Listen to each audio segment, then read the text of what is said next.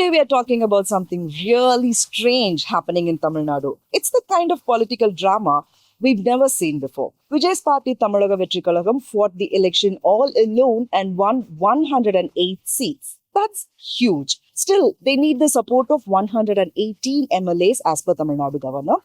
They got support from the Congress party. So now they have 113 MLAs. 112 if you take into account of the fact that Vijay contested in two places and he'll have to give up one. So TVK leaders are now reaching out to other parties to reach the magic number of 118. While all this is going on, something very surprising happened with Vijay's security. Let me take you step by step. Right after the election results came out on May 4th, more than 8 convoy vehicles were suddenly found parked outside Vijay's house. From that moment, wherever Vijay went, he was given the same level of security that a chief minister gets. Full convoy, special police officers, everything. When he went to his office or back home, the cars followed him like a VIP. Let's take this location now, for example. I am now at the TVK headquarters in Panayur.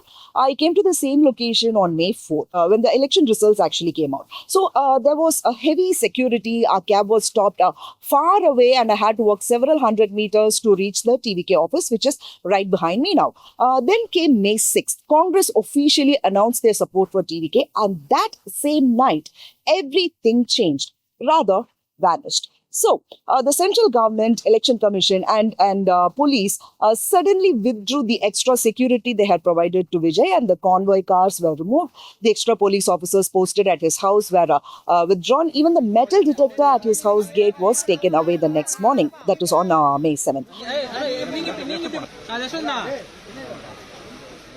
So, when Vijay drove from his Asanthom house to his ECR house that night, he went in just one normal car, no security convoy around him. Fans were shocked. Many were asking what was happening. TVK leaders quickly said that their leader Vijay himself asked for the security to be removed, but many people were not fully convinced. Now, here's where it gets even more interesting. The governor's office called senior officers and questioned them. They asked why Vijay was given chief minister level security even before he became chief minister. Why didn't they get proper permission from the election commission? And why didn't they inform the governor?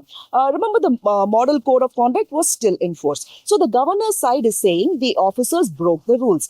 If proven, action can be taken right from the chief secretary to the DGP. On top of that, 2 IAS officers were transferred by the governor without proper consultation. That move has confused the entire government machinery. People are now asking who is really in control of the state right now. Now, today is May 8th. I am here at Panayur again. When I came in the morning, there was no chief minister level security, but now the situation seems to be changing visibly. Number of police personnel has increased, and so has the number of barricades. This just shows how volatile the situation is right now. Vijay and his party are just one step away from forming the government, but without a clear majority yet, and without all this sudden drama over security and transfers, the atmosphere feels tense. If a stable government is not formed quickly, it can lead to political confusion and chaos. Keep watching as we keep reporting.